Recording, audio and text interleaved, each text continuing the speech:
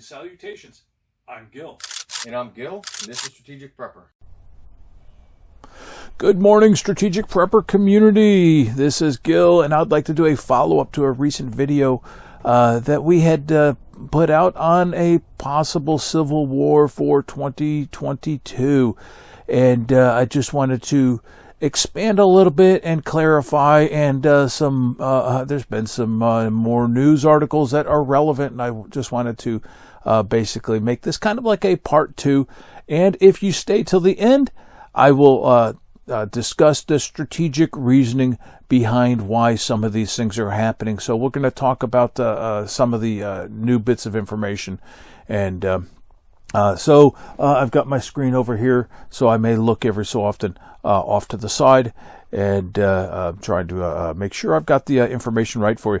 So if you remember, we talked about a recent article in Salt Lake City talking about using the National Guard, using the military to force people to stay inside who are not vaccinated, using the military to force their will. And we've already talked about New York State Assembly looking at setting up what basically amounts to concentration camps for the unvaxxed. What the heck is going on? What are these people doing? What is this, Nazi Germany? Well, stay to the end, and we're gonna talk about what is going on, how this all relates to a potential civil war. I think the odds are extremely low, but there are forces pushing for this, and we're going to talk about why a little later in the video. And all right, so other bits of information. First of all, and I know I have mentioned this before, there are a lot of war drums being beat for us to go to war with Russia. And oh my gosh, I mean, this has been going on for a while, but Russia seems to be the whipping boy. I'm not saying the Russians are angels or anything, but let's just, historically speaking, you guys that know me, you know that I have a very solid historical background. Let's take a look at this. All right, let's just step back, get the emotion out of this, and let's take a look at this. You had this country, the Soviet Union, USSR, and they had all these internal borders. It is natural that when a separation happens, like happened in the 90s, it is natural that there would be some adjustment of borders as countries figure out external lines. It's one thing to have an internal line. Think about the United States. So you've got a line between Tennessee and Georgia. Okay, it's not really a big deal. I mean, I know they went to court recently about water rights and all that, but it's not that big of a deal. But if the United States were to break up into 50 countries, it is very natural that those borders would not stay the same. And it's actually very natural that all 50 would not retain their independence. If there was a complete breakup, that's how these things work. There's nothing nefarious about it. It's human nature. Let me give you an example. Up in Oregon, you've got people in eastern Oregon would like to break away from western Oregon because they politically don't align, and they'd like to join Idaho. So if we broke up into 50 different states, there might be some type of separation. Maybe it would be peaceful, maybe it would not be peaceful, but there would be a realignment. This is what's happening in Russia. There is a realignment, a natural realignment going on, and the people that are actually Russians living in Ukraine, this is the Russian view. No, they didn't pay me propaganda. This is just me looking from a non-emotional historian's viewpoint. You got the Russians that live in Ukraine want to be with Russia because they're Russians. You got down by the Crimea, those are Russians down in the Crimea, and so Russia annexed that, and now Ukraine blocks off water, trying to starve, or trying to, I guess you're trying to dehydrate them, I don't know, trying to cut off the water, or they have cut off the water. And Russia may want to readjust borders again to make sure that their province of Crimea will have water. I know it's a little more complex than that, but, this is a short video, so we're just getting into the basics. In and of itself, there's nothing nefarious about this. But yet, we're beating the war drums. Gotta stop the Russians. I mean, come on. Pay attention to the Chinese if you want to see a real enemy. Oh my gosh, I'm going to be in trouble for that. All right. But Chinese are a greater concern. The southern border is a greater concern. I mean, there's other things that are greater concern. Russia and Ukraine is not an issue that we need to be getting involved in. And in fact, yesterday I read that the Ukrainian, I don't know, prime minister or president, I can't remember which, he basically said a Russian invasion is not imminent. I mean, there's always that risk, but he says it's not imminent. Chill out, people. And I paraphrased. So this is our leaders trying to bring up this false issue, and there's a couple of reasons for that. One is a distraction from the real issues. Again, that happens with governments all throughout history. When you can't manage your own affairs, you try to distract the population with some external issue. I mean, think about this. The president who ran away from Afghanistan and left all our gear and left a whole bunch of civilians is now looking to start another war. I mean, dude, get your head out of your butt. I mean, come on. That's just, I mean, either fight or don't fight. This has nothing to do with Russia, has nothing to do with Ukraine. It has to do with internal American policies, and it has to do with the left trying to push their agenda and create another type of emergency or crisis. All right, so right here, White House says Russia could launch the attack on Ukraine at any point. It's the headline here. Ukraine's like saying, no, Russia has certain things they have to do first. They have to form battle groups, and they haven't done all that. So Ukraine's saying, chill out. Of course, they're also saying, yeah, we'll take your military supplies. Thank you very much. But, yeah. So I want to get into the Civil War aspect here a little bit. And so we talked about Salt Lake City. We talked about New York State. And here we've got Boston patient removed from heart transplant list because he's not vaccinated. So a young guy. So this hospital is willing to let's just call it what it is. Let's call it what it is. They're willing to kill people. They're willing to assign somebody to die so that they can push their agenda. These things are intended to provoke people. All right, we're going to get into why in just a moment. But things like this, things like the National Guard forcing you to stay in your house, things like kicking people off of transplant lists because they don't have the vaccine, making companies fire you. Good thing the Supreme Court understood the OSHA law and the purpose of OSHA. But they're going to force you to comply or you're going to lose your job. Maybe we'll round you up. These things are intended to be provocative. Then there's the fear-mongering. And this actually ties in with the Russia thing. In this article here, DHS warns that right-wing extremists could attack the power grid. Right-wing. Now, hold on here. I need a sip of coffee for this. Like my Marine Corps mug? I like it. I like this other side. It looks backwards on the screen. This is my coffee mug. There are many like it, but this one is mine. Give me a second. Good, delicious coffee. And from Costco. All right, so DHS warns that right-wing extremists could attack the power grid. So we've recapped this real recently. So let's see. Who has been marching, burning down inner cities? It's not the right wing, okay? It's the left wingers. Who sets up their own little country inside of, I think it's Seattle, the Chop or Chaz or something like that? That's not right wingers. If you look at what's going on, who goes up to a bunch of congressmen and shoots them because they're unhappy with policy decisions? Not right-wingers. This was a Bernie fan.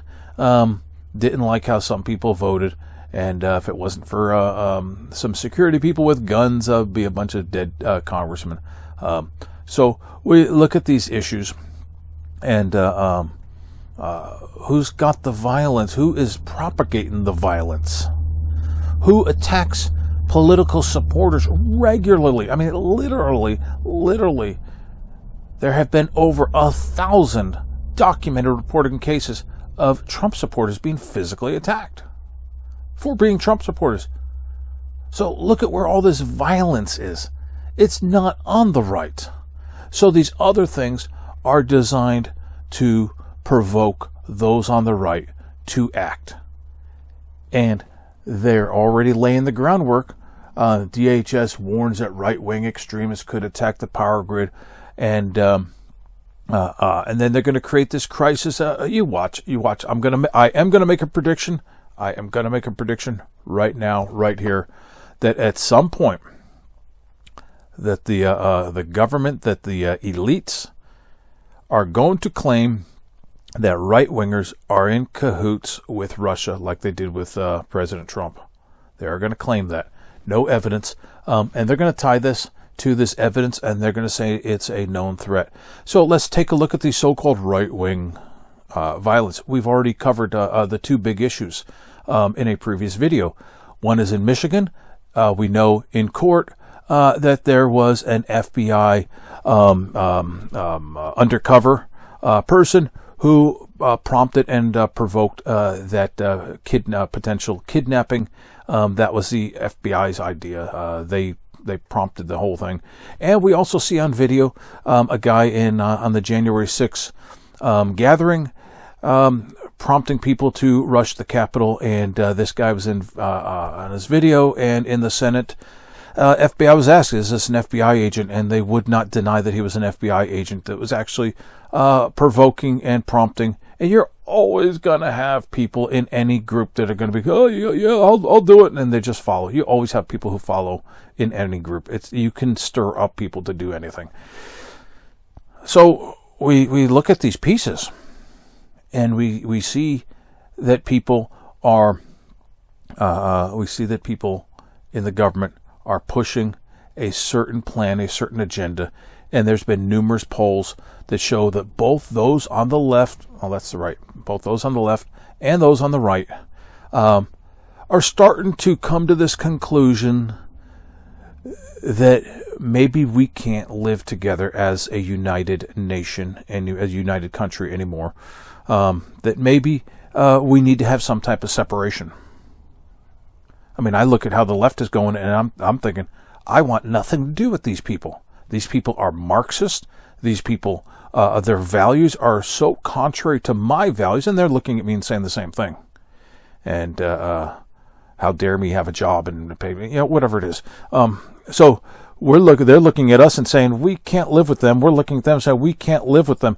So there's this feeling. This is why people are talking about the Civil War. There's this feeling nationally, and it is very broad-based. It is broad-based that there's this feeling that we might be coming to the end of a United States of America. And if we're going to separate, I mean, I hope it's going to be something like Czechoslovakia, where it was peaceful and organized and all that. But people are pushing a more radical agenda. And we see this. And so why is that? Let's talk about the strategic aspect. There is a reason that some people want a violent civil war. There's some reason why people want to provoke those on the right instead of using those who are already violent, those on the left, and just do it and make it happen. All right? So there's a couple of things. First of all, in civil wars and revolutions, those who are better organized tend to win, especially if it's broad-based. And as the groups aside, you remove all the government elements, remove all that, and there's some better organization on the left, but I wouldn't say it would be enough to tip any scales if the government stayed out of a civil war, but that's not going to happen. The thing is, whoever fires first and by fires, I'm talking about makes that big issue. We're talking Lexington and Concord type issue. Okay? Whoever, and I'm not, and that analogy like ends there because it's not going to work for this scenario. So whoever's got control of the military and control of the government forces and is seen as the aggrieved party is going to have more support. And if these government people, if these elitists can push the right to, if they can provoke the right, provoke true Americans to be overly aggressive, then that will justify an extreme use of force. That will justify, in the minds of many people, in any typical action like a civil war revolution, you have a large number of people who are not really committed. Even during the American Revolution, there's about a third of the people that just went either way. They didn't have strong feelings one way or the other. And that's pretty common.